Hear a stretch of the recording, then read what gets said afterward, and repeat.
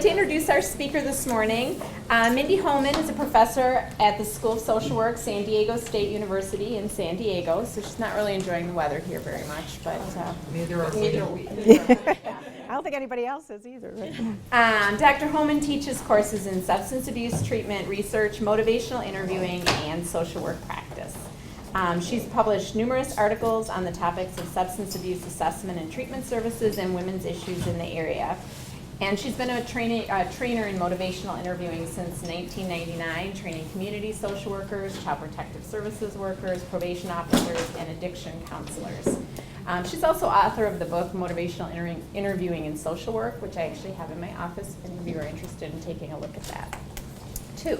So I'm very excited that she's agreed to come here and talk with us today. I know this is a topic that many of you have expressed a lot of interest in, and I hope that this is a good morning for getting you energized for your practice. So All right. Welcome. Thank you. Thank you. It's great to be here. As Ellen was saying, I teach motivational interviewing, and right now I have two sections. We teach a full semester course in it. He told me not to stand in front of the... Right now I have undergraduate students. I also teach it as an elective with graduate students. So as I looked out on my sea of students on Tuesday, I said I would be certain to tell you all about them, and they all said to say hello to you, their counterparts in Wisconsin. So I'm very happy to be here today. Can I have a show of hands? Who here are students? Just about everybody, or? Okay. And you're all in the Title IV-E? Okay, wonderful. So to start off with, and I'm hoping my clicker works here, I wanted to go over the agenda and tell you a little bit about some of my ideas for what I thought we would discuss today, but also to find out what kinds of things that you're interested in hearing related to the topic. And Ellen had asked me to speak on the topic of working with resistant clients, or the term we now use in motivational interviewing is when we have discord with our clients. And so that's kind of the general topic, but if you have something specific related to that, we can get to that. But we're going to start off by defining motivational interviewing. I'm going to ask you about what you already know about it, what you've learned about it in school, what you've heard about it, any trainings that you've been through. And then we'll start talking about what is it that actually makes clients resistant. And really, there's actually a lot of knowledge in this room. My background is I worked in juvenile probation and I worked in juvenile addiction treatment. Had a lot of crossover work with the child welfare system, and I've enjoyed training social workers in the child welfare system. But in many ways, your knowledge about your job helps me think about ways, how does motivational interviewing fit into this? So I see it as a collaborative process where we come together to kind of think out loud about how does this all work. And then on the other hand, we have a whole piece about looking at what makes us resistant, what pushes our buttons, what kinds of things happen when clients do certain kinds of things, because at the end of the day, it is a human interaction. And so we are humans. We do have emotions and responses to our clients, particularly the difficult kind of clients that you see. And I say my hat is always off to you in terms of the types of clients that you see are very, very difficult at many times, and probably some of the most difficult that social workers have to work with in this setting. It was interesting, I had a long delayed flight to get here on Wednesday, and ended up sitting with the judge, talking with him, and he was like a real friendly guy, just kind of talked my ear off, and he was on his way to Oklahoma City. I don't know if he ever made it either, but he talked about it. At one point in his career, he was he was a prosecutor, and then he was a judge where he heard cases around child trafficking, child pornography. And he said, you tell those social workers that if it weren't for them, that somebody has to be out there looking out for these kids.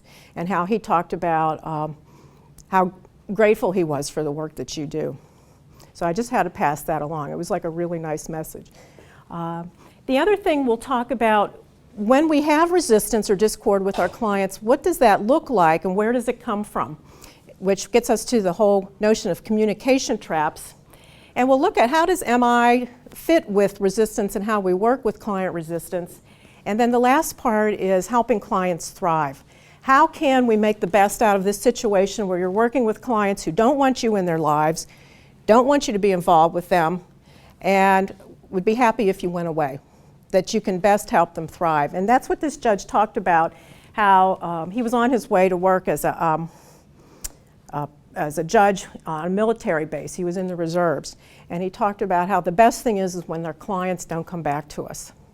So not only do we want them not coming back to us, but I think we're all here because we want to see people change and grow and have happy lives and have children be safe. So just thinking about that, what other kinds of ideas do you have about maybe questions that you have or some topics that you would like to discuss this morning? Because this is really your time to, we can kind of pick each other's brains here. So what other ideas or thoughts come up?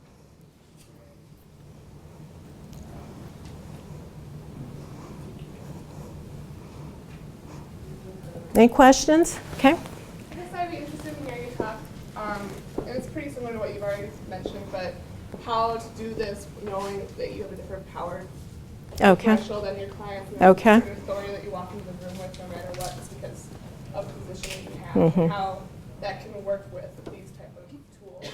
Okay. And it's kind of that whole notion of the dual role. You're there as a social worker, and you're also there as a law and protect the child. And so you already have that power differential. So how does that fit all together? Okay. What other questions, comments do you have?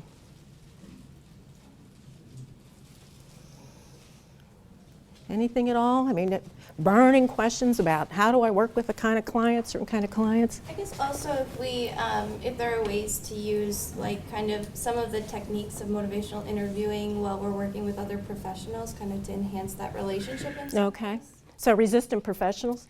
Yeah. You think? Okay, I'm going to make a note of some of these. Okay, so power and what I'm calling dual role.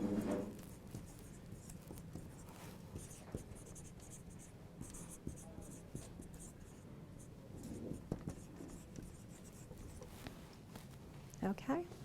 Other ideas or thoughts, questions?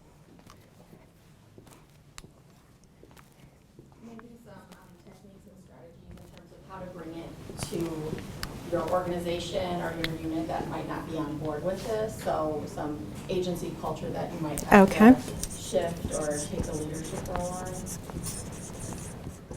So kind of some implementation.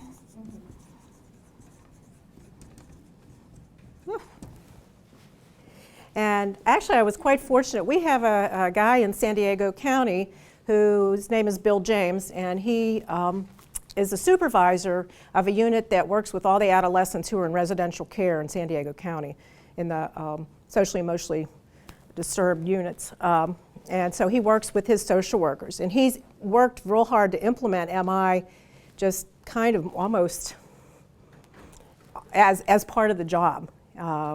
But just within his own unit. And I approached him, and he wrote a section on that in my book. I have a chapter on implementation. So it's basically getting that straight from the horse's mouth about how, I wouldn't say he'd go as far as to say he's changing the culture of the whole agency, but he's certainly changed the culture within his unit. He talks about that. And I was also approached a woman who is a agency director in Cardiff, Wales, who of a big child services, they call it there, and she wrote more about then the whole changing the whole culture. So there's some good ideas there too, but we'll certainly talk about some of those things. Thank you. I guess I'd like to hear more about, I think the biggest barrier in working with families and children is they really think social workers have a ulterior motive to take their kids, no matter what they say. The old baby snatcher. Yeah. Yeah, okay. How do you get over that barrier? I really want to leave your kids here and get them to believe that. Okay, so is that kind of like suspicion or lack of trust, or what would you call it? Get over that barrier and over there. Okay. Suspicion. Oh, I'm running out of word spelling here. Suspicion. Suspicion? I can't get it right. Teachers should know how to spell. All right. Anything else? Any other comments, ideas? Could you talk about the difference between motivating somebody and coercing them? Okay. Like, when are we coercing rather than trying to motivate someone? Coercing.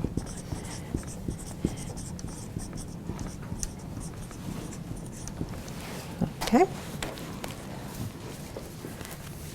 How does motivational interviewing fit into mandated services? Okay. Client has ordered, Mm-hmm. they're non-negotiable. And that kind of gets at this, I think. So, and what's very interesting is that, and I probably shouldn't say this on tape, but in some ways social work has been kind of late to the party when it comes to embracing MI and really looking at this in this role, child welfare services, I should say. And Jan, who's, if you want to put your hand up, Jan, sitting over here, is involved in motivational training as well. We talked about that at how at our national meeting or international meeting that we had this fall. Jan and I were like about the only people there really that were doing child welfare. And yet I went to a meeting that was probably 35 people from corrections and criminal justice in the room. So it's very interesting right now to see how the criminal justice system has really embraced MI and taken this on and bringing in MI coaches. There's some work being done out of North Carolina, however, I should say, where they're using MI coaches to go out with social workers on their home visits, observe the interaction, help them out, coach them along in the skills. So that's kind of neat to see. So probation is definitely working on this whole issue of the mandated and how to work across both of those kind of roles. So there's a lot of interest there. Okay, well, that gives us a start. If you think of anything else, our dialogue, or my presentation today is going to be a dialogue. It's not going to be so much me talking, it's going to be I want to hear your thoughts, your ideas, seeing how all this all fits together. So I'm going to be asking you a lot more questions. What do you already know about motivational interviewing? Who here's taken it in class? It's gone over in class. Okay. So you've had a little bit of content in class, or a lot of content, would you say, or what would you? I actually work for Lacrosse County Human Services, and we actually had motivational interviewing training. Okay.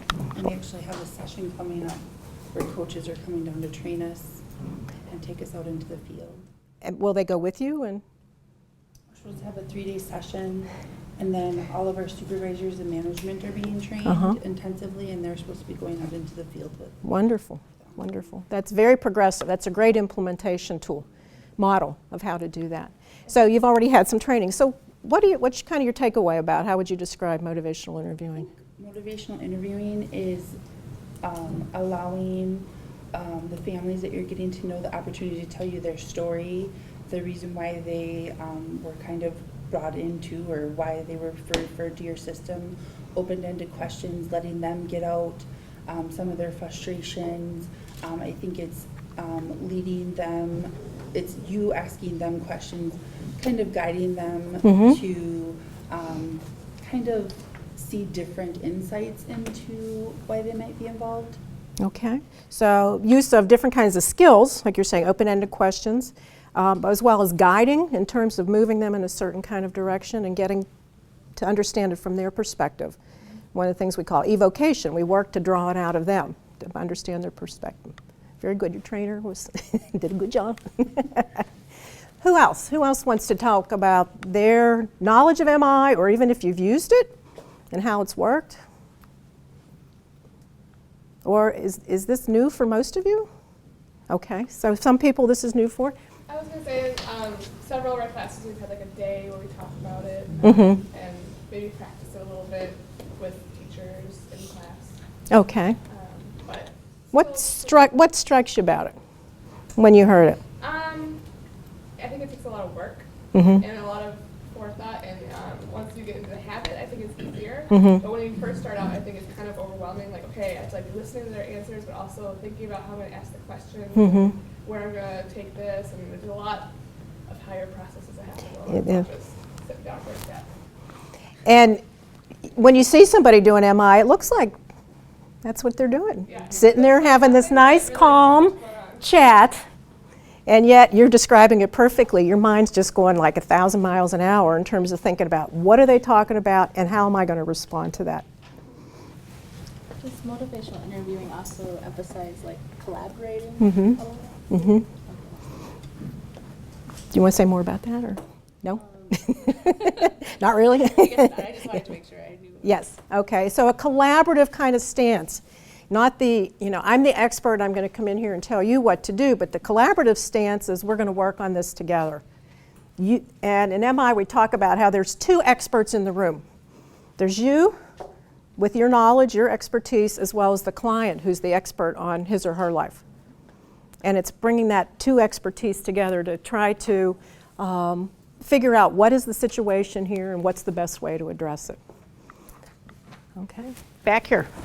So we're professionals in the community. We work with senior adults who are 60 and over. Okay. We find that we use this constantly because, there is the age difference between us. And so it's like how that we try to get them to see we are experts. And then they've also reached the point where maybe changes are very difficult at that age. So we're just constantly using motivational interviewing to help guide and collaborate to find better options for our seniors. What kinds of things are you guiding them towards? What's kind of the focus? Oh gosh, we do like everything. Okay. We're just connecting, I think mostly connecting them with, trying to encourage them to be open to connecting with services and programs that could really benefit them, but they might have a mindset like, well, I really don't need that, or I can't do that, or that kind of thing. Okay, so motivating them to accept services. Yeah. Okay, perfect. Good use of MI, very much so. And in terms of when you use it, what kind of strikes you about MI? Or what do you like about it? Like she said about the collaboration, because I can walk in and have some ideas of what they would benefit from, but if they're not really willing to be there yet, then I have to walk with them, but I have to walk with them in a way that we can hopefully get the best options and services for them so they can continue to maintain their independence. Okay. Very interesting. Yeah, I don't know much about working with older adults. I had a student a couple years ago who was placed at a hospice and came in with this incredible story about how she used MI to help guide her client to think about not feeding her husband when he was on end-of-life support and how dangerous that was to him. And it was such an incredible story, I encouraged her to write it up, and she did have it published. So if you're interested in anything like that, I have my email at the end, I can send it to you. But I know it makes my mind just go and thinking about all the issues of older adults and wanting to stay independent and yet the need for services that you're dealing with. Okay. Other comments about MI or uses of MI? So I'm involved in facilitating kind of organizational change and in the child welfare kind of area. But one of the kind of consequences, I think, of equipping workers and the skills to do this related to the opportunities is that it really requires organizations to confront the fact that they're not necessarily organized to allow this work to be done. Okay. And so I'm just really interested in how, and really I think I use MI skills in doing these larger conversations with the organization to figure out how, if this then is the work and the skills that really do need to get done, that are needed, how then do they need to look organizationally to allow that to happen? So how does it? So this is really a cultural change that's being introduced in the front end, I think, and having reverberations. It does end up having a cultural shift. A few years back, Bill Miller, who was the founder of MI, did a large training study, and one of the anecdotal stories that came out of it was that when people went back to their agencies and tried to practice using MI, they couldn't, and they quit their jobs. Now, in this economy, that couldn't happen, of course, but there does have to be cultural shifts. And a number of years ago, I did a training with child welfare supervisors. And it really became clear to me that we got the supervisor, and I'm not hoping nobody here is a supervisor and think I'm picking on them, but the way they talked, it was like, tell a near worker, you go do this and you go do that.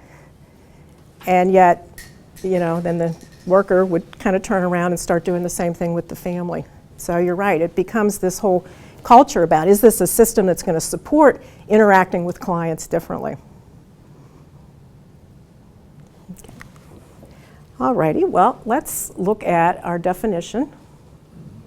Okay, and this is the newest definition of motivational interviewing. Bill Miller and Steve Rolnick are both psychologists. Bill Miller developed motivational interviewing, and what's interesting about how he developed it is that it really came out of his work with clients. He was originally sent, I believe it was in the 80s, maybe earlier than that, early 80s perhaps, to do an internship for psychology on an alcohol treatment ward, and he, in his program, had never studied addiction treatment. And so he was placed on the ward, and he figured out, I'd just do what I know how to do, which was a lot of Carl Rogers humanistic types of therapy. And he treated the clients with respect, he started listening to them, and he came away thinking about, they're really not that much different than anybody else, which was kind of a profound thought at the time. My internship as an MSW student was in an adolescent drug treatment unit, and I was taught the highly confrontational methods, and that's what was popular at the time. And so what he was kind of going was in a whole different direction. In fact, he went back to New Mexico, and where he ended up getting a job, and they had an alcohol treatment clinic, and they started doing some more behavioristic studies. He was a behaviorist, and they started noticing that some clients had better outcomes than others. Like, what's going on here? If we're all training these people to do the same type of behavioral intervention, why are some clients improving more? And they looked at what the counselors were doing, or the therapists, and started realizing that the therapists that had a more empathic style within this tended to have better outcomes. And so they did a study of that and raised and lowered the level of empathy. So some clients randomly received highly confrontational methods, and some clients received the empathetic methods. And then they followed them down the road to look at their drinking rates. And about a year later, they found out those that had received the empathy had the best outcomes. They had reduced their drinking the most. That was counterintuitive to what I was being taught, what other people were being taught at the time. And so part of that was he started changing the work and developing his work and developing the model. And Steve Rolnick is a psychologist in Wales, and he started then going around the UK and teaching this. And so together they wrote a book, and they're now on their 3rd edition that just came out on motivational interviewing. So if you're interested, this would be basically our Bible in terms of what is MI, to go pick that up. But this is their newest definition. And as treatments change and as they learn more about MI, of course sometimes definitions and the thoughts of how it works changes as well. And that partly that's because there's been an incredible body of research to support it. It started out in alcohol and drug treatment and has since progressed greatly into other areas of medicine, particularly diet, exercise, health, all kind of health behavior change, diabetes, medication adherence, those kinds of things. So like you were saying back here, it is collaborative. It's a collaborative, goal-oriented style of communication. It's a communication method. It's not a therapy. It can be a therapy. It can be used by therapists, but it can also be a method of communication that is used by social workers who don't consider themselves therapists, by probation officers who aren't therapists, by physicians, and there's a big thrust to get this in medical training now, to have physicians start to understand what motivates people. And part of that's coming out of the new Affordable Care Act, where physicians are going to be much more accountable and working in a partnership with their clients. But it has a goal in the conversation. In MI, we always talk about what is our goal, what is your target behavior, which I was asking you back there, which you said was getting them to accept services. That's the goal of the conversation. With a particular attention to the language of change. Anybody know what that means, the language of change? Is that ringing a bell for anybody? You remember that from your training? Okay. And that's because sometimes people say, oh, when I go do trainings, I had this in graduate school 20 years ago. This is nothing new. This is just reflective listening. I haven't learned anything new here. And yet one of the pieces that makes MI very distinct is this whole focus on the language of change. And how that's come about is through having a researcher who is what's called a psycholinguist look at transcripts of client sessions in this alcohol treatment center. And they found that clients talk about certain change in certain kinds of ways. And we'll look at what those are in a few slides down. But that's, in training, we train people to listen for that. Coming from California, I use the metaphor, it's like panning for gold. And I asked my students, who here is paying for gold? And like a lot of hands go up. I think, really? People still do that? I guess they do. They're maybe at one of the amusement parks or something like that. But it's really, you know, you're sifting through and all the sand and all the dirt and all those kinds of things fall through, but the gold is what stays. And that's what's called change talk. When you start to hear a client talk about change, it's what you do with that. And you take it and you reflect it and ask about it and work on that. It is designed to strengthen personal motivation. So this kind of gets at then this question. When you're made to do something, how invested in it are you? Who here's gone to traffic school? Okay. Last time I went, it was like kicking and screaming. It was right at the end of my semester. I had to grade papers. I had so much I had to do. And my husband, who had already been there a few times, I said to him, can I take my papers and sit and grade them? He said, absolutely not. That instructor will never allow that. Yeah, I was not invested in that. It was just like I wanted to show up and just sit there and be the body. So when we're made to do things, and sometimes it works, you know, I mean, you sit there and you listen and you hear a few things and you go, okay, I'll slow down, I'll pay more attention to the speed. But when we start to look for people's personal motivations, your clients are going to be more likely to follow through. If they're doing this because they see some benefit in it for them, they realize they're going to get something out of it. So their personal motive, strengthening that, finding out what that personal motivation is, strengthening it, and then getting a commitment to a specific goal by eliciting and exploring the person's own reasons for change. Why would they find this important? Why would they want to change? In an atmosphere of acceptance and compassion. And this word of compassion is new to the definition that Miller has added in. And I think part of it was he was doing some reading about sales literature in business.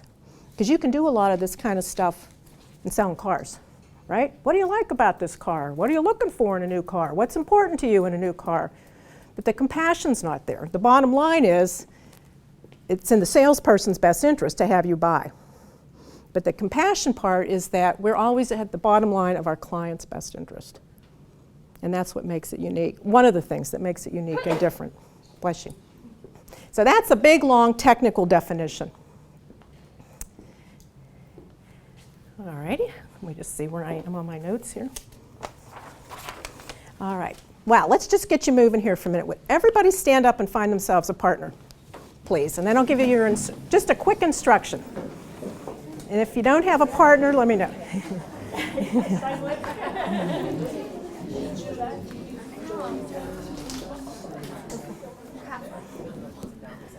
Everybody have a partner? Everybody have a partner? Everybody have a partner? Everybody okay? Because I could use one. All right. Oh, all righty. All right, everybody raise your right hand. Put it against your partner's right hand. Push as hard as you can. Okay, you can let go now. Thank you. All right, have a seat.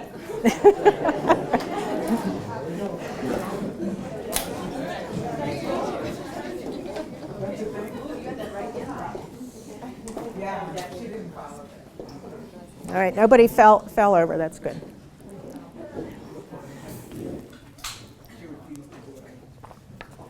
Does this look familiar?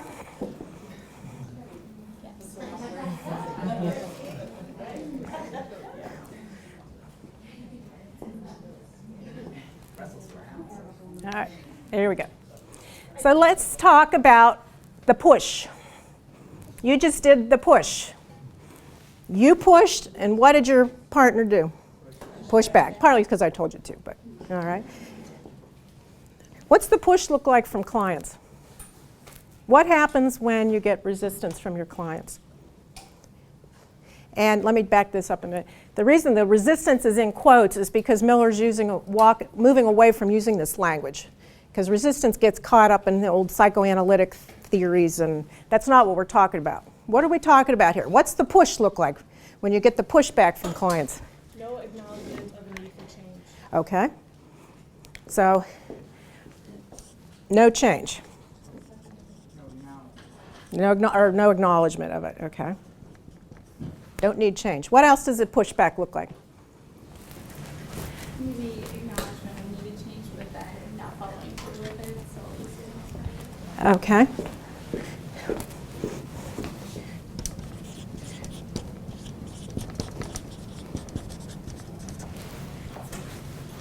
This is less clinical, but it sort of is like, I don't wanna, you can't make me. Okay. Okay, so kind of challenging you. What else do clients do? Now when you give up control, Okay, so what does that look like? you can't tell me what to do, okay? I'm saying, Okay. I'm in charge of my life and my career. Okay. You can't tell me what to do. It's my life. Okay. It's a little more behavioral, but not answering phone calls. All right. Okay.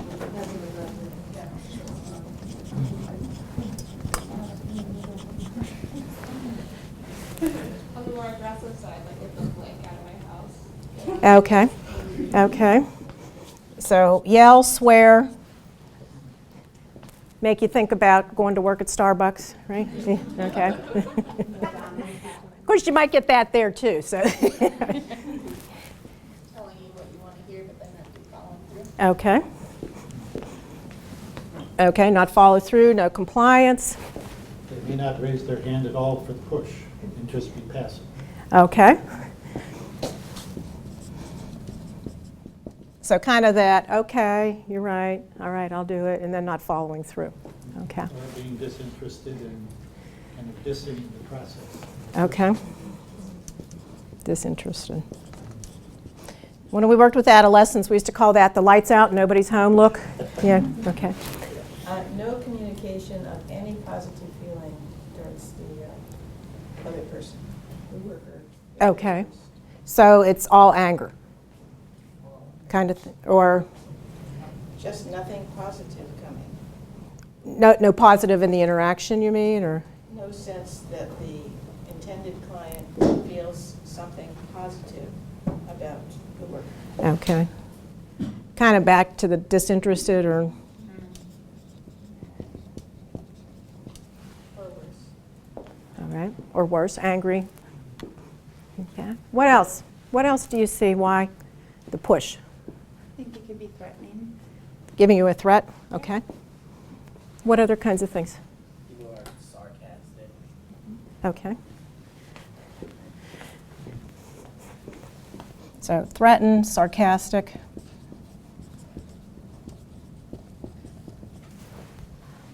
Anything we've missed here? Okay, so here's the next question. It kind of gets to what you were talking about. Why do they act that way? maybe they're afraid of the change. What could clients be afraid of? Lots of things. Like what? The change. Okay, like what kind of change? For instance, losing your kids, that's the ultimate one. Okay. What other things might they be afraid about? Just maybe even, I don't know. Finding a new place to live. Okay. Living in a new community. Okay. Maybe Being sober. being clean, being sober, okay. Accountable. Relationships, maybe having to move away from this bad boyfriend that she loves, okay. I think change is really overwhelming, like thinking about what they have to do to make that change Okay. is so like huge that It's so overwhelming. they can't. Okay. And so they deal with the overwhelmedness by pushing. Okay. Maybe the failure itself, knowing that if they acknowledge it and try for it, we can do it. Okay. So a sense of shame and stigma. In the article that you have there by Donald Forster, he talks about that. I think a lot of times people feel like if they begin to cooperate with you, they're giving up their authority. And they don't want to Okay. lose their authority. Absolutely. Okay. I think sometimes they think you're not qualified by virtue of like either age or Mhm. not having a child or Mhm. like you have no idea Mhm. I'm the expert in my own life, and they are in a lot of Mhm. ways, so they don't respect that Mhm. you may have other insights. Okay. So that's the pushback you get, okay, about who are you to be telling me what to do? You have no kids. Do you have kids? Or you're the wrong race, wrong gender, wrong class, wrong something. I don't know what that looks like. It's Mhm. not familiar to me, Mhm. and so it's the unknown. Okay. Fear of the unknown, big one. And then how would you truly empathize with my situation? Do you really have compassion? Do you really want what's best for me? I think is an underlying feeling. The suspicion, okay, and that it's really all about you're going to take my kid. Think? Yeah. Okay. I think sometimes the environment and their resources and relationships that can sometimes be the why, if you, or the how, that they won't, just the surroundings and all of that, it makes it difficult sometimes to make any changes. It does, okay. What if I were to ask you to say, I think you should come to live in California. Okay? Just pick up and move to California, okay?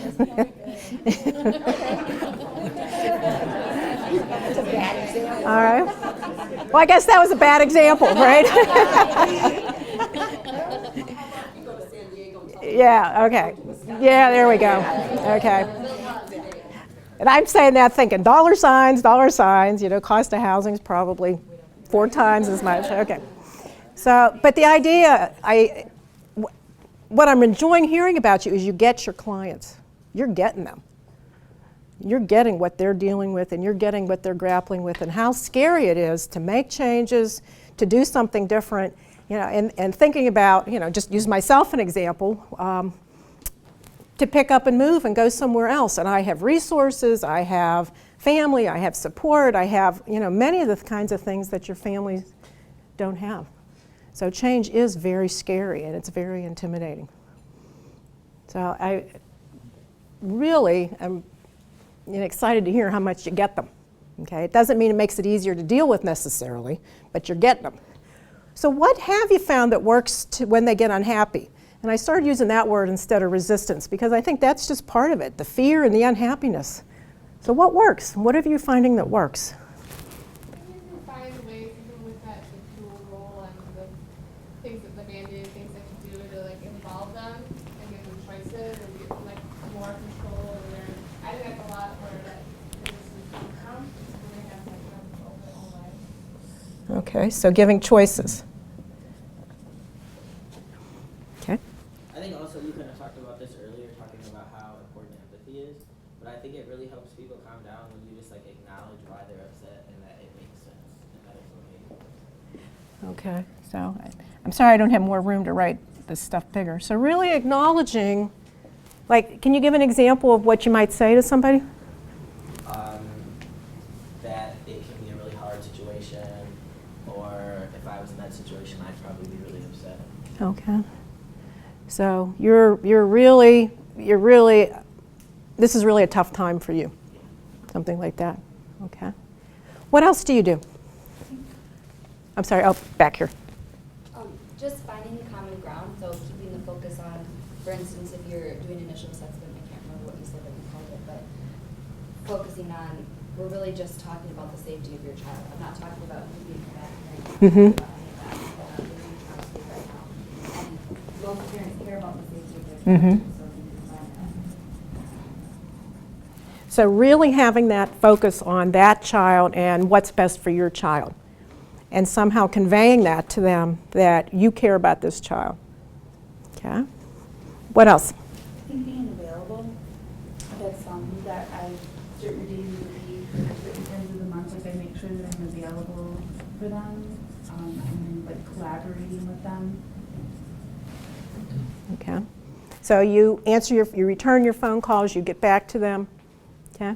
Some clients are more needy, and so once a week, Mondays, there's certain days that I'll meet. I have one client in particular that Monday are his days at 9 o'clock. He can call me and we can go through whatever it is that he needs to work on for the week. So it's not only that you're available, but you have time set aside specific for that client that makes him special.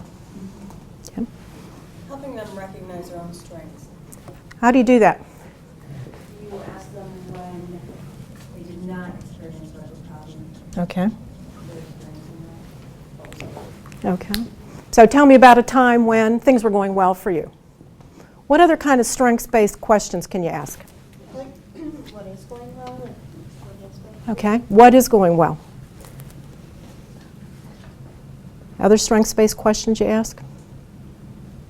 Anybody say, like, what do you like about being a mom? What are some of the happy times? 'Cause this all kind of fits into the same kind of things that you're talking about. So, what are your dreams? Okay. There's I don't know if you've ever met him or not, but Jan might know him. He's written about this. I think it's so interesting. His name is Carl Aki Farbring, and he's a psychologist in the Swedish prison system. Now that's a little bit different setting. So he talks about how clients come in, or the inmates come in to meet with him, and they sit there and they're, expecting to be talked about why they were arrested, what their offense was, why they were sent to prison, like that kind of thing. And he starts off with them by saying, tell me a little bit about you. What makes you you? What do you do that's special or different? And they just look at him in astonishment because they're so used to thinking about being a problem. And I just think that's such a lovely way that he works to try to shift the focus of the conversation so we can work at engaging them. Other ideas or other methods that you use to reduce their unhappiness? Listening well. Okay.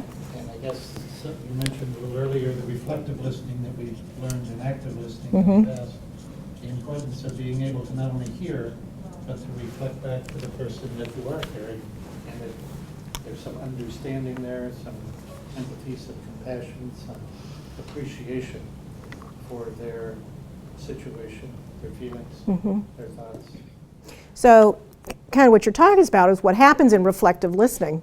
And I always tell my students there's two parts to reflective listening. You're hearing it, and then you are reflecting it back to your clients. So they know that you know. But you really added in this whole other piece that Miller talks about that's so important, which is that what happens when somebody listens to you and gets you? I mean, surely you've all had friends that get you when you've had a problem. What's that like to have somebody that listens to you and understands what you're talking about? You feel less isolated. Okay, you start to feel connected. And he talks about how there seems to be this healing process in that. And when you think about how isolated most of your clients are, maybe isolated from family members, isolated from positive people in their lives, making that connection is just critical. So that's why reflective listening is a key in motivational interviewing. Let's just move on here a little bit. Okay. Now, I call this the eye glazers. As soon as I bring up theory in class, it goes lights out, nobody's home. Okay. The eye glazer. And typically, social work students, and myself included as a student, we do not study social psychology and theories. Does anybody have a background in social psychology? Take a social psych course? Okay, so you have a little? Okay. I'm new to that material, and I absolutely love it. It is incredible about how it explains human behavior to me. And I picked two theories. And like I said, Miller and then with Rolnick worked to develop it from the ground up. What is motivational interviewing? What seems to work? And they've refined it through the research process. But then they started looking at what theories seem to fit with this. Typically, when you have an intervention, you have the theory first and then the behavior that goes with it. This has worked the opposite way. And one of the first ones they've talked about is what's called psychological reactance theory, and I had never heard of that. And what this theory says, and it's Brehm and Bremer, the authors of this, is that humans will react to protect their autonomy. Humans, and there's more to it, but this is like the key issue and key piece in it, that humans have a need for autonomy, and we push when it gets threatened. Okay, so like women in the room, when you were teenagers, and your mother said to you, are you going to wear that? What did you say back? You bet. All right, you got the pushback. Teenagers are great at wanting to preserve their autonomy. When somebody gives you advice that you haven't asked for, what do you say?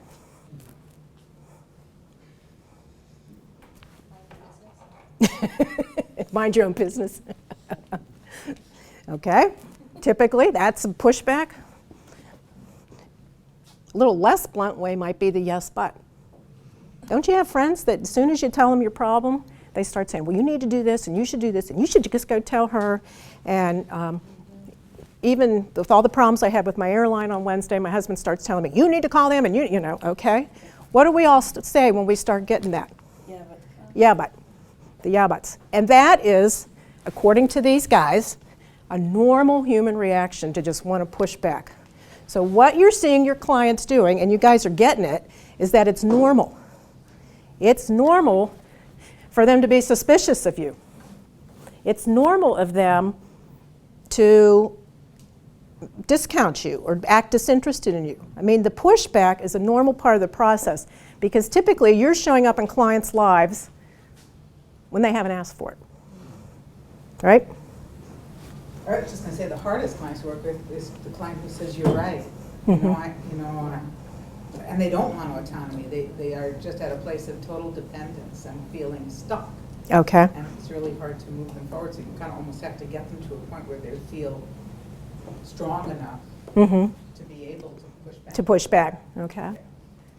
Yeah, and I'm almost wondering if you're getting the pushback, but it's just done in a different kind of way, the way they know how. So you're maybe looking for some healthy assertion kinds of skills, assertive kind of skills, but maybe they're doing it in a whole different way. And a lot of that conversation we had yesterday when I trained over at the county office was about clients that talk incessantly. I don't know if that's a push, but my guess is something's going on there that they're not being heard. Or they feel like I'm not being heard, so I got to keep telling you what my problem is over and over and over again because you're not getting it. Just a guess, I don't know. So there's different ways that we get the pushback, but what psychological reactance theory tells us it's normal for people to react. It's normal for you to react. If I would have said, make everybody change their seats and do something different, some of you would have just sat there and said, I'm not doing it. Okay? That is normal. Okay, here's our second one. And love self-determination theory. I feel like it explains so much behavior. Comes out of, I think it's Deci, I don't know how you say his name, Ryan and Deci. A lot of it's coming out of like Montreal, Toronto area, Syracuse, those kind of northeastern universities. But they say, among other things, that in order to thrive, humans need 3 things supported. The first one is their autonomy. People need to make their own decisions. The second thing is being competent. People need to be seen as competent. And the last one is relatedness, being in a relationship. And what's been real interesting is I've looked a little bit, they've applied self-determination theory to the work setting.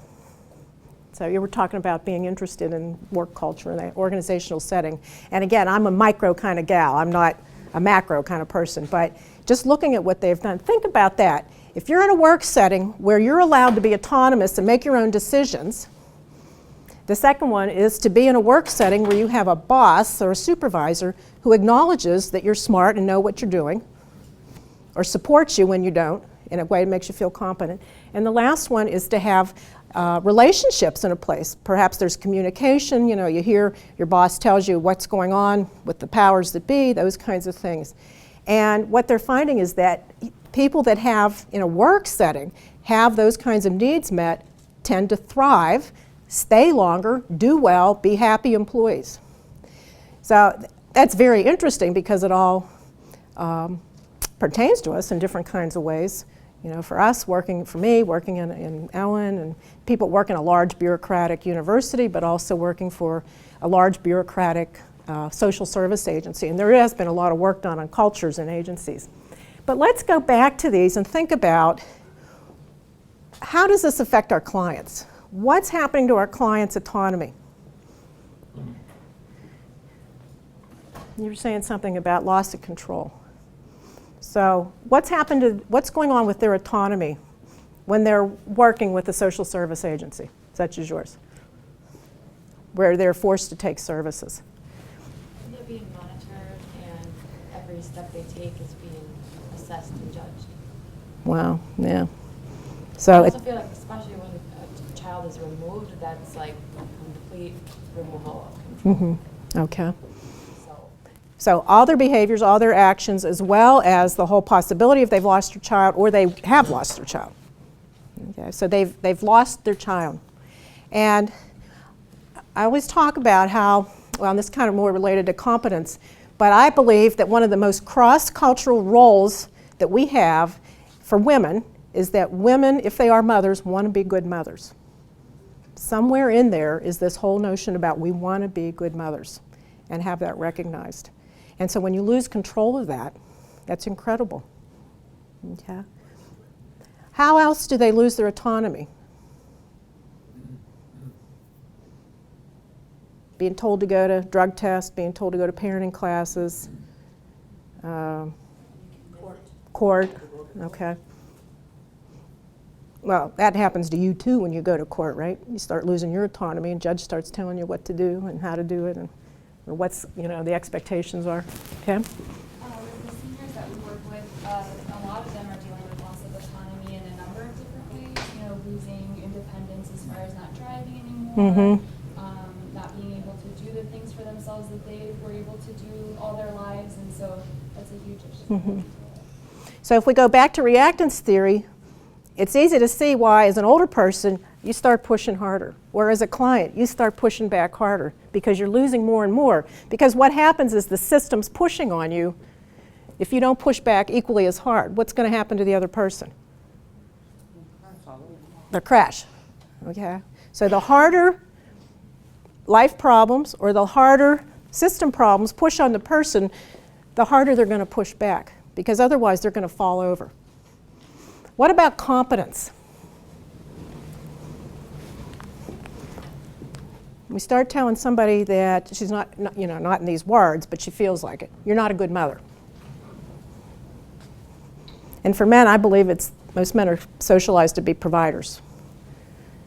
And that's, talk about unemployment problems and all that, and why there's depression with unemployment particularly among men.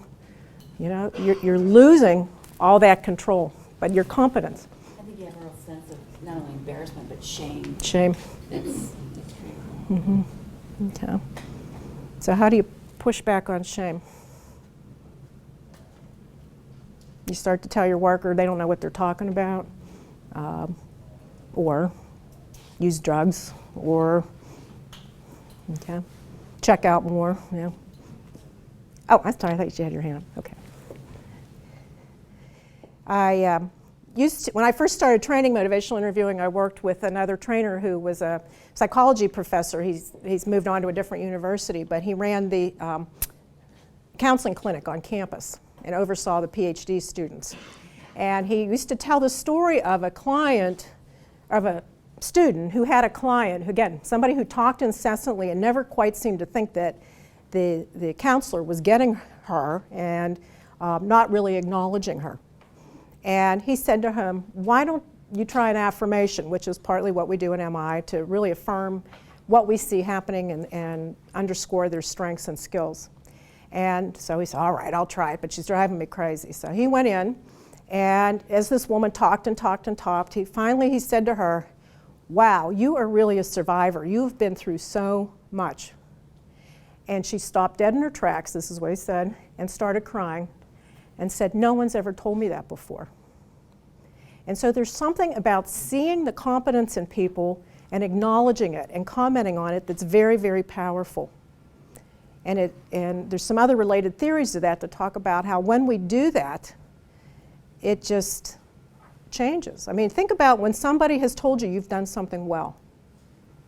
How do you feel? Like, ooh, yeah, okay. And for me as an instructor, I try to find that in students and really affirm when they're doing things well, to really encourage them to keep going. Okay. And the last thing is the relatedness, the relationship. What is the relationship with the social worker? And this kind of gets back to the question about the power and the role differential and the dual diagnosis.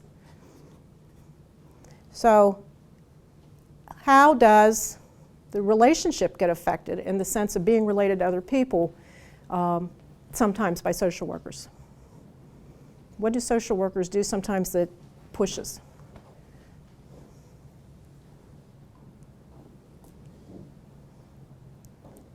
I can guess, but I can guess what you're seeing. I think they continue to assess, so there's still a power differential. You're always assessing. Okay. Asking a lot of questions. Okay. I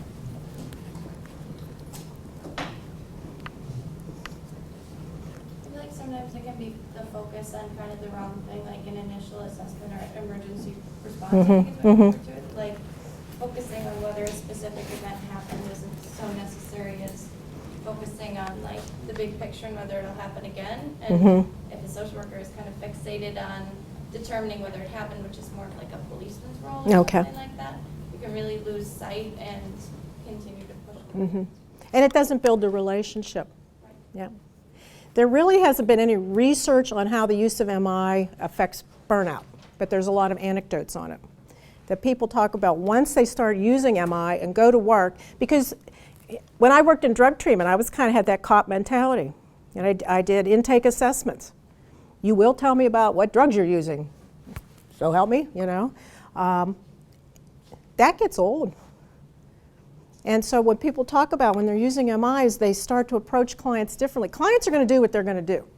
You have no control over that. You can try to influence them, but they're going to do what they want to do anyway. And I think everybody knows that. It's just sometimes because you have a judge back here telling you, you got to get this family fixed within 12 months, that it starts to become, you know, the pressure of, I got to move you, I got to motivate you, I got to push you. And yet then you're pushing, and what are they going to do? They're going to push back, exert their control. And so people talk about as they start to use MI and realize that clients are going to do what they're going to do anyway. I can try to guide the conversation, I can try to be collaborative, I can try to work with them. It's freeing in many ways. That it's really all about you. It has nothing to do with me, even though I'm working real hard in my head to make this a good relationship. So it's kind of like the question there I think we've already answered about what makes clients push. When you think about people's autonomy, their control, just the say-so over what goes on in their daily lives, they're being told that there's something wrong with them, that they need these services, that they need to get help, that they're not being a good parent, that they're doing something wrong, the relationship, all those kinds of messages makes clients want to push. And then we're human. We start to push back. What does that look like? What's the social work push look like? I know my colleague in San Diego talks about, he starts hearing arguments over the phone with parents. Talks about how that's gone down a lot since they've been using MI.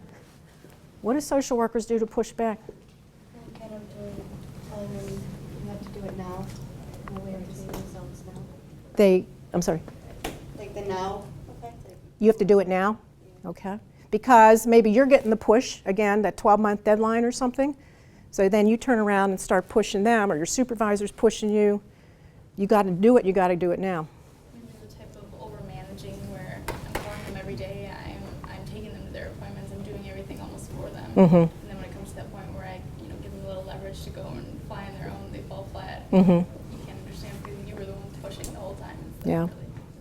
Yeah, it's that frantic feel that I have to help you. Yeah. So you might start to give them ultimatums like, well, if you can't meet these certain goals, outcomes, then we're going to have to take action. Okay. So start to, is it a threat, or is it more just like this is going to be the concept. This is what it is. Okay. It might sound like that. Yeah. Okay. And there's some really good literature written for the criminal justice field about probation plans, and your complementary thing would be a parenting plan, right?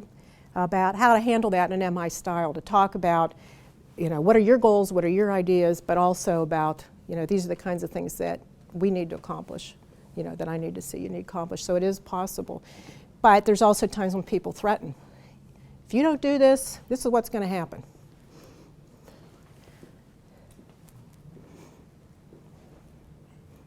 So hopefully that didn't glaze you over too much there. All right, there we go. So Miller and Rolnick talk about how we fall into, as part of our pushback, or trying to have our own competence or have our own autonomy, we fall into these communication traps. And the first one it talks about is the expert trap. That I need to be in charge here. I need to make the decisions about this case. I need to fix this family. You need to do what I say. And again, I think some of that in your line of work probably comes from the pressures that you're under and having a judge or a supervisor or somebody pushing you, telling you that you have to get these things done. And there's also, and again, Forrester talks about it in this article, the whole pressure of child safety. And I think there's another pressure, and maybe you talk about it or maybe you don't, but there are times for some of you, you wonder, would I ever get my name in the newspaper? You know, when you see that something happens to a child, and every time I see it, and you know, I get the Los Angeles Times, and you see something, you know, once in a blue moon, and it starts talking about the social worker had gone out and something had missed something, or how whatever the situation was. I think, oh, that poor person, you know, because people aren't doing this, you know, voluntarily in terms of making a bad decision. Maybe it's the nature of the work sometimes. But, you know, also that fear about, am I going to make a wrong call here on this child's safety? So there's all those kinds of pressures that people start to feel like they have to become the expert. And being the expert gets tiresome doing that. The second one is the question-answer trap, which was kind of what you were talking about ongoing assessment. That if I ask you enough questions, or if I get enough information, then I will get all the answers, which makes me then become the expert. And so we tend to ask a lot of questions. And social workers love questions. And I swear, we love knowing about people's background. We go into this line of work, there has to be a piece of all of us that's just inherently nosy. We want to know, because we like people. We enjoy people's stories. And if you didn't, you know, again, you'd be at Starbucks or something if you know, oh, don't tell me your problems. But we enjoy it. And so many times, and I have to work around with my students around, you only ask for the information that you need. It might be interesting, you know, might be curious, but if it doesn't pertain to the presenting problem and what you're looking at, you don't need to know that kind of information. And yet we tend to ask a lot of questions. One of the things they do for people who are really wanting to learn MI, and Jan here would be your expert to help you with this, and I have my students do it, is you tape your conversations, and I train them in coding, and they go back and they code their question, or code their statements or questions with clients, looking for certain kinds of things that would make it adherent to MI. And there are several different coding methods out there that have been validated, and typically they're used in research studies because you'd want to know if the intervention is MI, are they really doing MI? So there is coding manuals, and I teach my students how to code. And one of the things that you do in MI is you look at your ratio of your reflective listening to your questions. And for people starting out, you want to have at least 1-to-1. So you ask a question, the client responds, you make a reflection. And maybe they ask, then they say something, then maybe ask another question. But to really get proficient in MI, you want to have probably 2, 3, 4 reflections for every question. To get away from the questions. What's the problem with questions? You can have good open-ended questions, but overall, what's the problem with questions, do you think? In asking questions, there's a perception of that person's in control, Mm-hmm. so that it's not a mutually beneficial or mutual conversation. Someone's done. Absolutely. And you're the one, I mean, you are guiding a conversation, but when you ask a lot of questions, it's all about your agenda, instead of really allowing the client to talk and reflecting back what they're saying. It's an interruption to the flow of Yes. communication. Anytime there's a question. Yeah. Yeah. And I was sharing with Ellen, I do a pre-test using a validated measure with my undergraduate students, and been looking at what kinds of things. It's a video where the client talks and then they write a response. Then the clock ticks down. And then the client talks again and they write a response. And there's a coding book, and there's about 18 items on it that goes with it. And you go back and you code it and you look at, were they doing things that engendered resistance, they call it. And typically those are things about being very confrontational, about giving advice, telling the person what to do, trying to solve their problem, or warning or threatening them. Or it could be things that really don't further the conversation, like asking another question or doing a reflection that really has nothing to do with what they're talking about. It's real off target. And the number one response I found at baseline of my students when they're just coming into social work school as a junior and just starting is, anybody guess? Advice, yes. Okay. So 20, 21-year-olds are full of advice for people how to live their lives. Okay?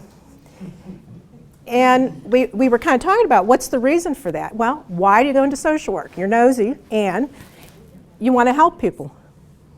And how are we acculturated to help people in our culture? You try to give them ideas, try to think about things. And so it's a normal kind of response to want to give advice. And we've already talked about what happens when you give advice to people. The reactance theory. People want to be autonomous. They don't want to be told what to do, so they push back. Yes, but. So it's really a very,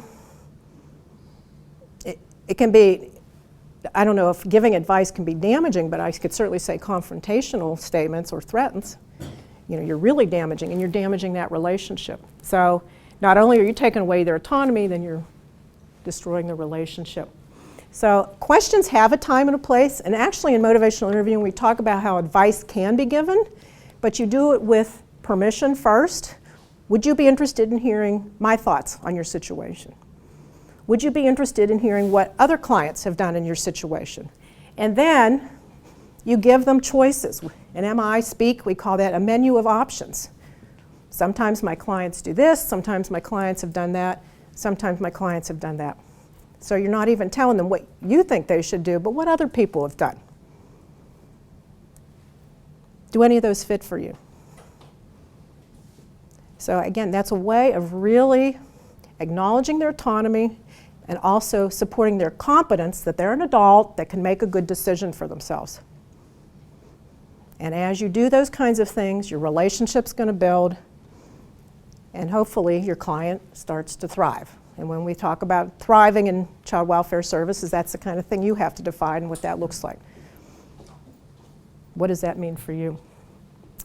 Another trap people get into is the labeling trap. So if I come up with a label, and I heard a lot of personality disorders terms thrown around yesterday. Well, when you have a client with personality disorder, okay? Or, there's just all kind of labels that we use in our culture. And how labels can become very dangerous in terms of they become a category that we put people in. And they stop the communication. So I'll never forget, I was doing a role play, I was doing training with some probation supervisors, and it was about how to use MI and giving feedback on a risk assessment tool.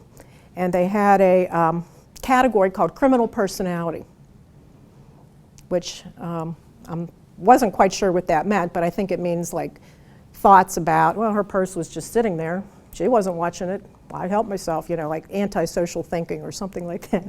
And so I was trying to demonstrate how to give feedback, and the guy that was my client went, "What? Criminal personality? What are you talking about?" And was really offended by it as a client, in a client role. And that's just another example of a label. When we start to use labels, well, you're an alcoholic. You have a drug addiction problem. Those kinds of things, it just gets in the way of communication.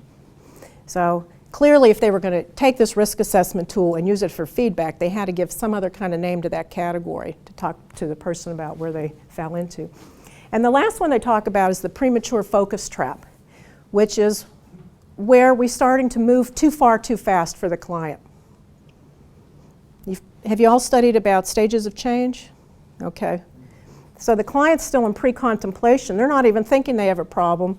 And because we know that clock is ticking, we're into the action stage. And so we start pushing them. And again, the conversation, again, because it's pushing against their autonomy and their competence, starts to become very difficult and not be very productive. So these are things that keep us from having productive conversations with our clients. Can I just throw one thing in the mix on the question answer track? Sure. And that is, I think lots of times that comes up because we're so uncomfortable with silence. Oh, yes. And so there's a momentary silence, and then it's like, oh, I better ask a question, keep this thing going. Because especially early on, getting through the interview is sometimes just the goal. you Yes. know? It's like, oh, and then I can leave and go, wow, I made it through that one. Yeah. I never had any times where everyone was sitting there with nothing to say. I asked a question. And that's a kind of a cultural norm. Yep, but we don't like silences. So what I tell my students is, if you're uncomfortable with silence, what's your client going to be? They're going to be uncomfortable too, so let them be the one to start talking again, because they're going to be starting to tell you something. There's a lot going on in people's Yes, lives that you yeah. gotta give them some time for. Time to You can't think. change if you don't give people time to think. Yep, for sure. So, what questions or comments about that before I move on? So I'm not sure if you're gonna go into this, and you very well may, but like, so I know we shouldn't let deadlines push things, Mm-hmm. but like in initial assessment, we have like 60 days to determine where something should go. So how do you work around that?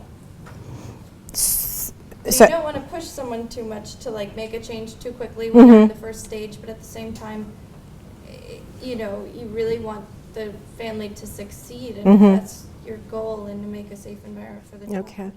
Well, just from what you've heard so far, what would be your thought in terms of what might be productive that's going to support them? So the problem that I'm having is, like when I'm thinking about getting services in place, for example, there are certain, so you can suggest to a client, you know, these are service options that people have used in the past, but the problem is if you're going to end up requiring them to do it anyways, it seems fake to first offer it as an option and then say, well, actually, regardless, you're going to have to do it. Okay. So, which is sometimes just the reality. Right, right. And that might not be the place to give options. Okay. Unless there is a place within that. So what I've heard social workers talk about is they try to find those places as much as possible where there are options. Can it be residential versus outpatient drug treatment? Like those kinds of things. So at least there's some choice. Yeah. Did you have a comment? Yeah. Okay. So part of it is to, in using a motivational style, is to acknowledge everything that's going on, to talk about, get them to talk about being maybe upset, those kinds of things, to have that conversation. And then the other piece is to provide them information about your role and what kinds of things that you need to do. And then and maybe even have a conversation about, but I want you to have as much choice in this process because this is about you. It's not about me telling the judge that you did these things. This is about you and your child. So it's part of it is having those conversations that maybe sometimes don't get said, or to talk about the relationship. Okay. Other comments, questions? Okay. Well, this kind of leads us then to the next kind of place. We're talking about some of the behaviors that we've seen in clients and the things that they say. Miller and Rolnick distinguish between what's called sustained talk and discord, and they're two different things. Sustained talk, anytime you have a change, is very, very normal. So let me ask you this. Who hears about memberships to gyms? Okay. And who here's actually used them? Okay, good. Well, some hands go up. But many times there are people that buy memberships to gyms, and then what happens? Never go. Okay.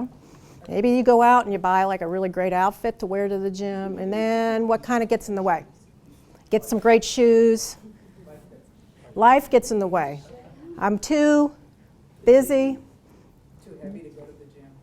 Okay, yeah. Too many skinny people there. Yep. All right. What else gets in the way? Kids, work schedule. You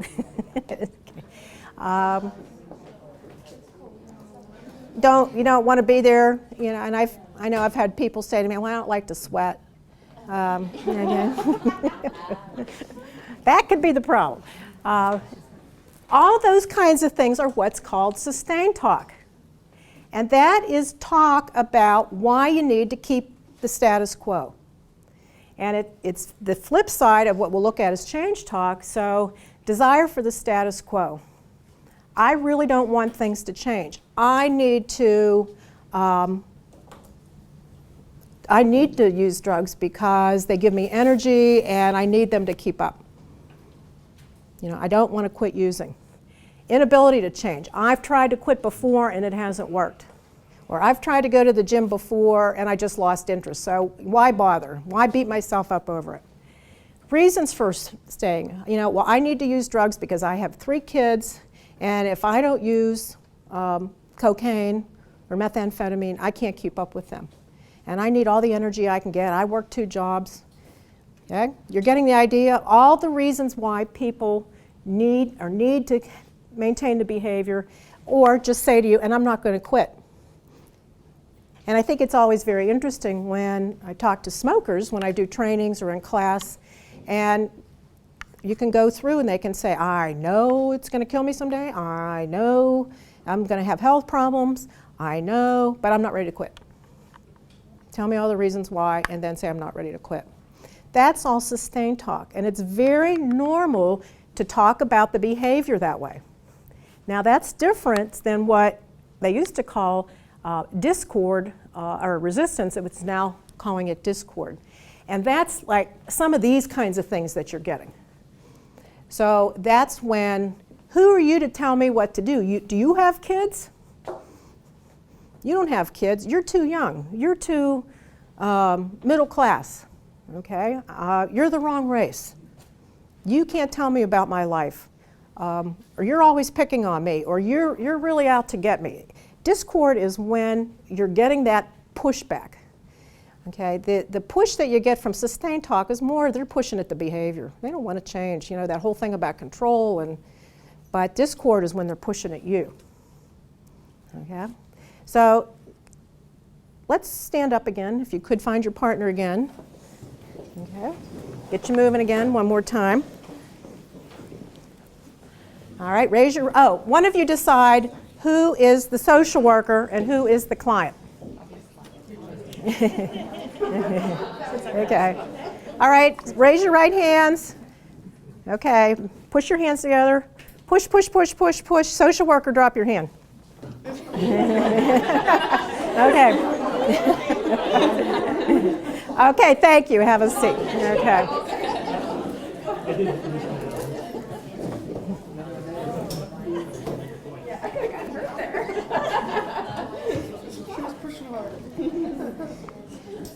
What's the takeaway message from that?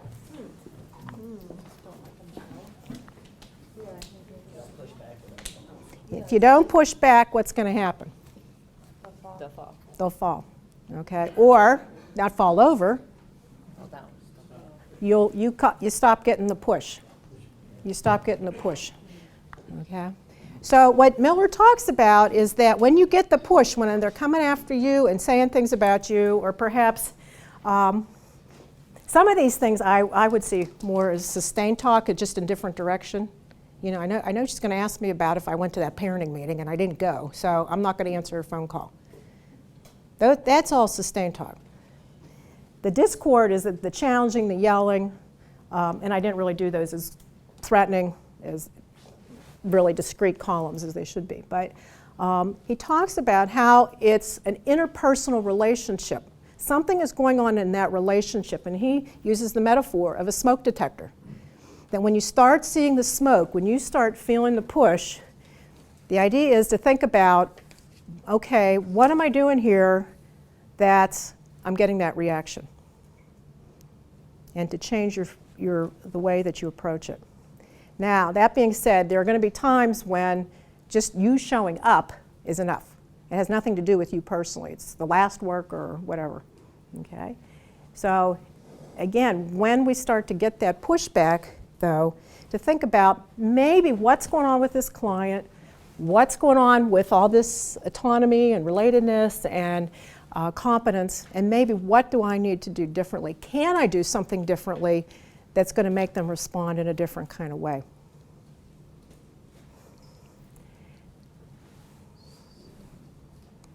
Yeah.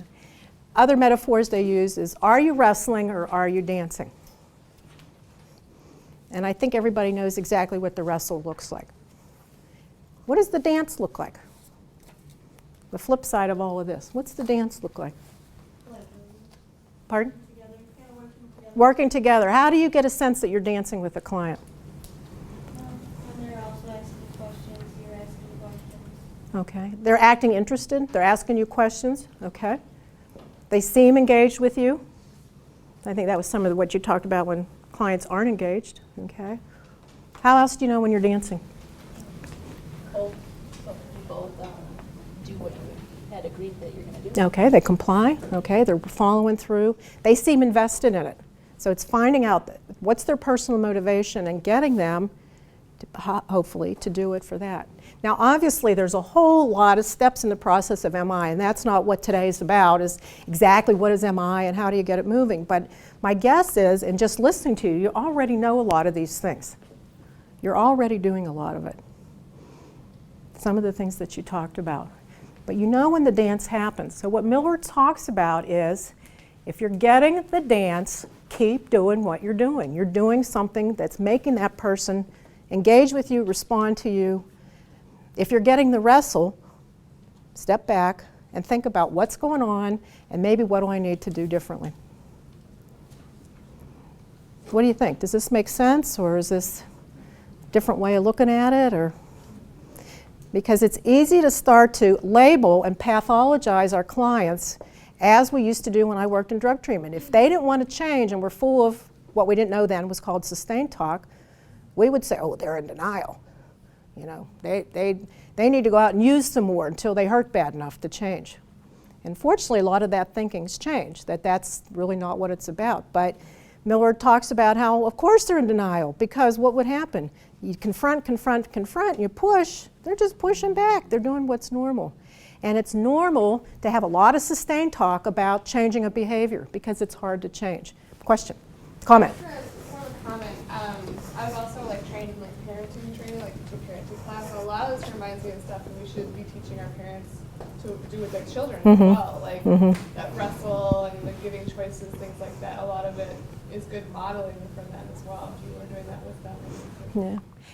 It's funny you should say that, because my very first job as a juvenile probation officer, I worked in a foster care unit for adolescents. And again, it's the 21-year-old teaching parenting skills. Love it. But we were given Thomas Gordon's book, Parent Effectiveness Training. And Miller took a lot of that for MI, like the communication traps and some of the reflective listening stuff and communication blockers. Comes out of all the parenting skills stuff. That being said, they also talk about how MI as a communication method really cannot be used with children because there's a lot of abstract thinking in it. The conceptualization that kids can't do. It's good with teenagers and on up. However, we can do reflective listening, we can do the choices, we can do some of the different kinds of skills. I have just a general question that was especially brought to mind during the sustained talk, but I think it's for our whole session. Does motivational interviewing have any work it has done beyond one client at a time? The assumption that clients means one person, certainly in social work, and I think in most fields, there are couples, whole families many times. And I was thinking about how sustained talk with a group, like one foster kid in a family, group home of 7. There's all kinds of other peer influences and pressures, and whether there's any work here that can be applied to the worker dealing with both parents or a whole family, or is it mostly verified only on one at a time? That's a great question, thank you. MI started off as an individual intervention. Yes. It has been taken more recently. A lot of it's still kind of maybe in the last decade. There has been a book that came out this year on MI with groups, in group setting and group work. There's some people that have taken the brief intervention part of MI when it's used that way and applied it with parents in the school setting. 2 parents at a time? I believe so, yes. I'd have to look and see about family work or couples work. Yeah. Because the MI in groups is really people working individually in a group setting Right. as opposed to a family system working. Are you familiar with anything around marital work or, yeah? Even when I'm working in a system, I'm still working with individuals. One of the things I need to acknowledge is that they could be at very different places in terms of thinking about change, and that their issues could be different from each other's, and that's really where the MI piece fits. It's not a systems approach. I mean, it is in that for any individual, you're right, it's influence of peers and all that can, you know, like what are my losses in terms of relationship. But it's not a pure MI application. What you find, there's lots in MI. Once you learn MI, you take little pieces of it and you use them in different kinds of settings in different kinds of ways. But I have a hard time seeing a pure MI application when you're working with a couple. Yeah, I don't know. There could be research that's being used with, typically a lot of the couples therapy tends to be more cognitive behavioral. Yeah, couple. You mean family? Yeah. Yeah, I know there's. I think his name is Dishion's done work. It's called the Family Checkup, but I haven't read it in a long time. So there is, if you would Google Family Checkup, I think that's where you'd find it. I think it's in his work. Thank you. So just to kind of pull it all together here, MI helps us in many ways to avoid those traps. And again, this is kind of like MI in a nutshell. To really train in this would be like 2 or 3 days. Some of you have had that already. But there's this whole thing called the MI spirit, which is the whole collaborative, evoking, pulling it out of the client, not me telling you what you need to do, but like really listening to what your thoughts are, pulling it out of you about your ideas about how you might make a change or where the change needs to be, about what's important to you, pulling out from you your goals and your values, and really then tying those together about the changing the behavior. And using reflective listening gets us away then from, and the OR skills I should tell you first is open-ended questions, affirmations, reflections, and summaries. And a summary is really a long reflection where you're pulling together everything the client's talking about. But in MI, you're listening for important values and things that you can connect to making a change, abilities to make change, all those kinds of things, and then reflecting it back to the client. So they're hearing themselves think out loud. Labeling gets us, focusing on change talk gets away from labeling. And the change talk is the opposite of the sustained talk. It's the desire to change. I want to be a good mother. I want things to work for my child. And it's the ability. Tell me about when you've been able to stay clean before. Tell me about when you've been, had a really positive interaction with your child. And starting to learn about the abilities or the values of that person and reflecting them back. The reasons for change. Why might you want to make this change? And we kind of couch it in those kinds of words. If you were to stop using drugs, how might that affect your relationship with your child? How might things be different in your life? If you were to do these kinds of things, not telling them that if you did, but if you were to. And then the need for change. Why might this change be important to you? But really pulling it out of the person.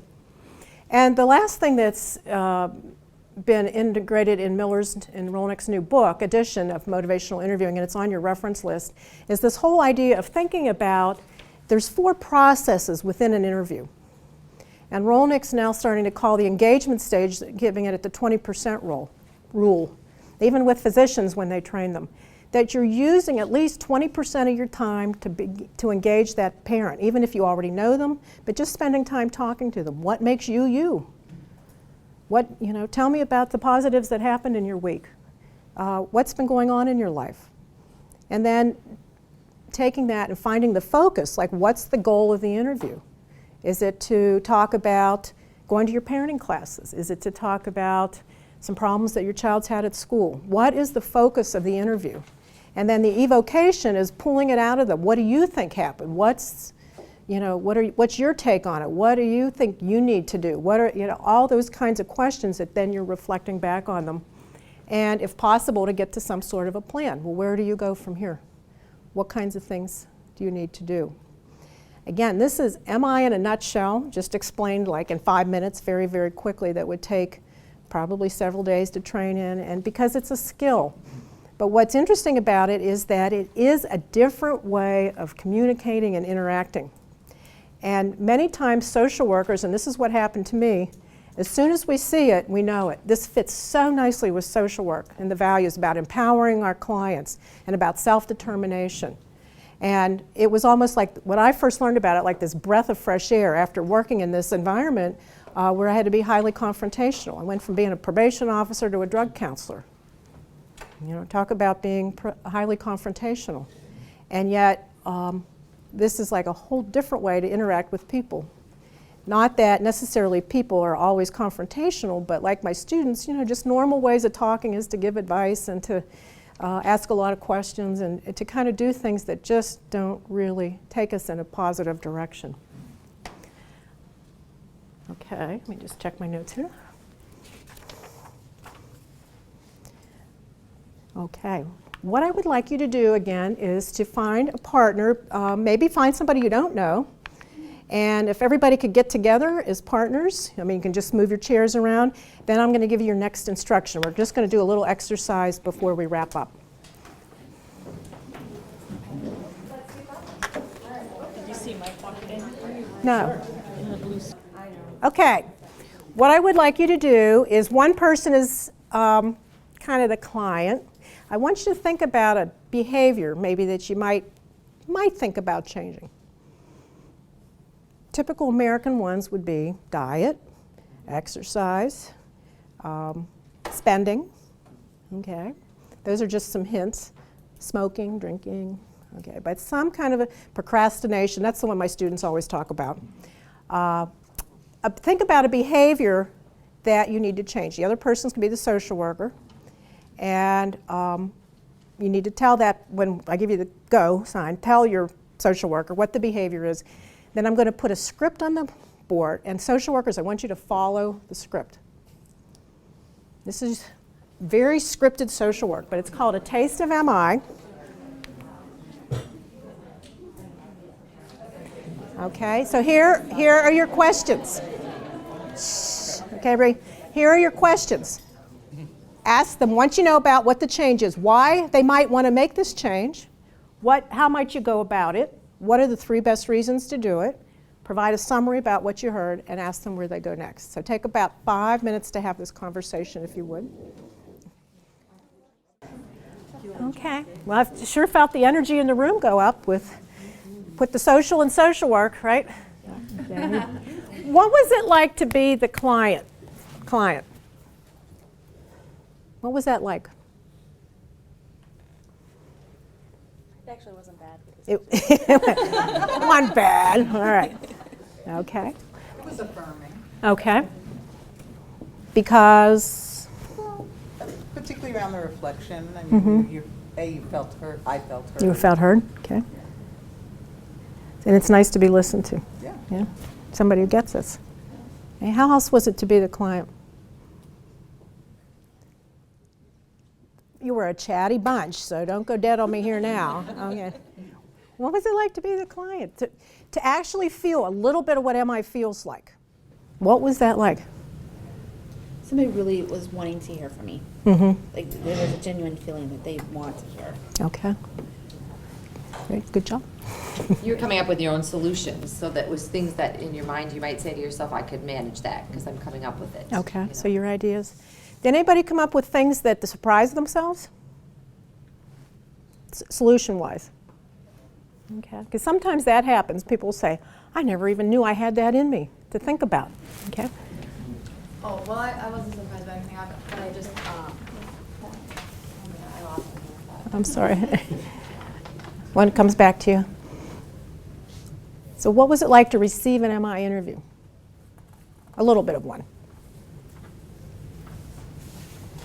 One of the things I felt like is like, because as a client, it was like this little gift of time that was all about me. You know? Yeah. And really, I just, he did a good job setting up the script, because afterwards I thought, I really don't know much about him at all. Yeah. He didn't put himself, it's about me, and that's not, I mean, that, in real life, that doesn't happen all that often. It doesn't happen all that often. Yeah, yeah.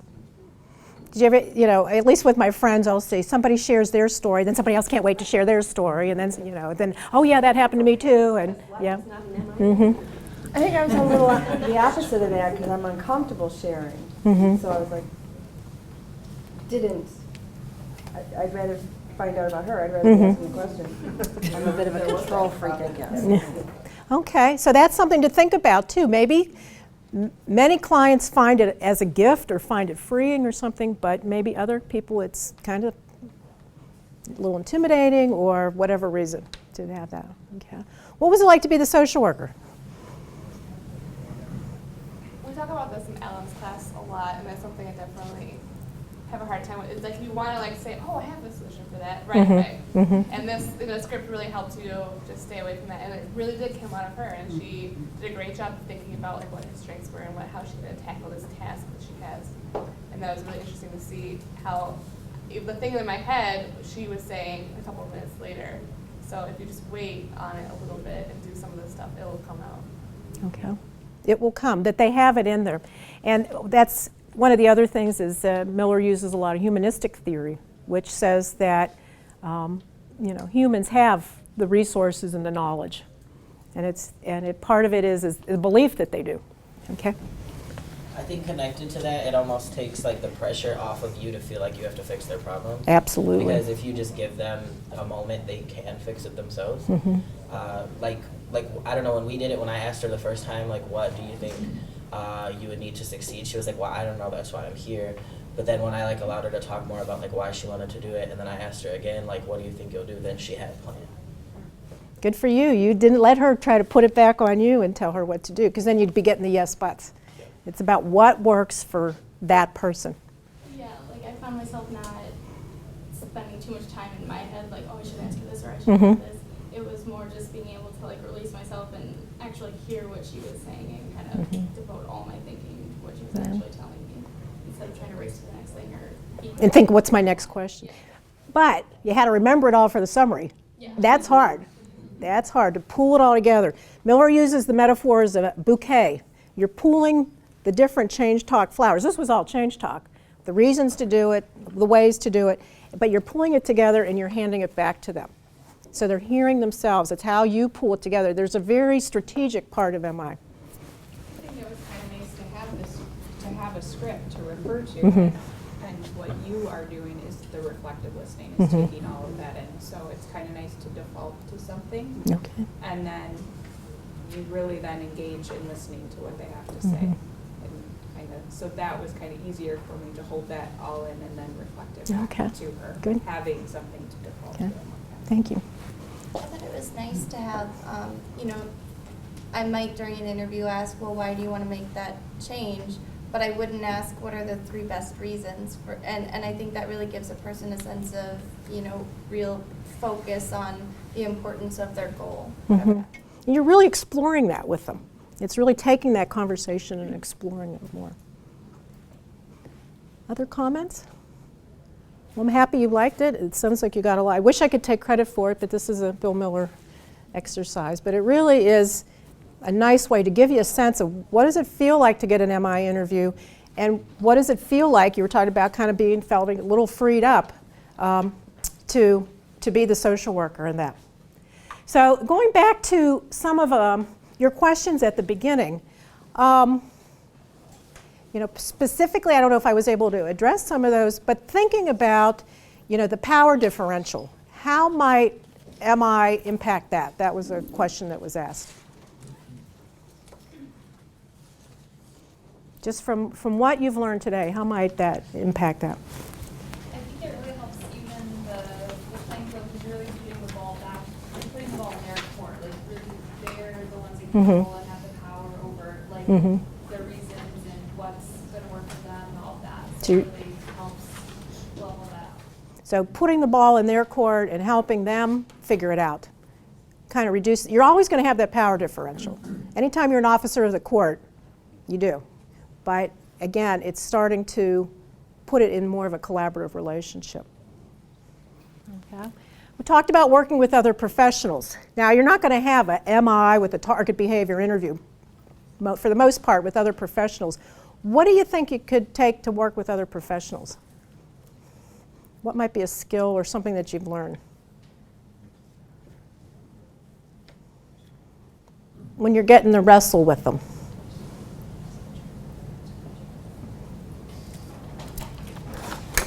I think just really that like listening to like where they're coming from is like a big part of it. Because sometimes they're not cooperating with you because they have a different opinion about the case, or they think that like, things aren't going the way they should be. So if you actually listen to that and acknowledge that, they would be more willing to like address also how you feel about it. And they wouldn't have that need necessarily to keep telling you what that is, okay? That you're at least trying to hear it and listen to it. And you may not come to an agreement, but you're giving them a good listening to. Okay. Implementation. What do you think it takes to learn MI? Practice, practice, practice, yeah. And Miller compares it to learning how to play the piano or a sport. Think about it, anytime you learned a new skill, do you just like sit down and play the piano? No, you peck out, Mary Had a Little Lamb, and then you get a script, yeah, we have our script. But it's about practice, practice, practice. But implementation, there's some different models on implementation, and there's a whole implementation science that looks at taking evidence-based practice and how do you get people to change their behavior. But one of the key pieces is this whole notion of practice. And one of the things we're trying to get going in San Diego County is what are called communities of practice, where people come together voluntarily just to practice their skills with each other and give each other some coaching and feedback. I mean, if you have money, it's nice to hire somebody like Jan who can work with, I'm not saying you wouldn't do something for free too, but a lot of times people who are MI coaches, people send them tapes and they pay them for their time to code their tape and give them feedback. So communities of practice where people come together and work on their skills are is a cost-effective way of doing that. And they've started that because we brought 5 field instructors into the MI class last summer, and they've been meeting once a month since then to work together. And one's like a school social worker, they're all in different settings. I think the person who asked the question originally was asking about they've learned this and how to now get it back into their agency. agency's culture. Yep. Typically, when agencies are interested in it, such as San Diego Probation right now, it's a top-down kind of thing. It comes from the top and there's mandated. Making it bottom-up, I don't know as much about. But if there's implementation models. But certainly bringing it to people's attention that this is an evidence-based practice. When it's done with fidelity, there's much research to show that it's effective. We're getting some better research now in child welfare, but there's certainly hundreds and hundreds of studies in other areas of practice to support it. So, and then you get also, mandates from other places that are wanting evidence-based practices implemented. So it's I would say, thinking about how to motivate the decision makers using some of these skills. And that's a really important issue. And another thing to think about is in everyone's practice, the place that you have the most control in your own practice is how you talk to the person across the table from you, how you talk to someone when you're in their living room. That's the place in your practice that you have the most control. And there's an enormous amount individuals can do in their own practice when they decide, I want to change how I talk with people. Yep. Even if everything around them doesn't. Yep. Like as Betty Hanna, Betty Hanna says, another MI trainer, you got to talk to them. So might as well make it productive. Okay. Come on. The batteries maybe going kaput. Okay. Yep, it went. All right. Well, I'm just going to go on to the next slide because it's time for us to finish up. This is a quote from Miller from his book, in Rolnick. In arguing for the status quo or sustained talk or expressing discord, the client is probably rehearsing a script that has been played out many times before. There is an expected role for you to play, one that has been acted out by others in the past. Your lines are predictable. If you speak these same lines as others have done, the script will come to the same conclusion as before. But you can rewrite your own role. Your part in the play need not be the dry, predictable lines that the client is expecting. Responding well to sustained talk and discord is a key to successful communication if you can recognize it for what it is, an opportunity. And I thought this is such a lovely reframe when we get these kinds of negative behaviors from our clients to be able to say, aha, here's an opportunity for me to be different. So thank you all, you've been great. I'll have to tell the students in social work in San Diego State that I had some wonderful students at Madison, and I really appreciate your interest and your questions and the discussion, and I wish you a happy spring.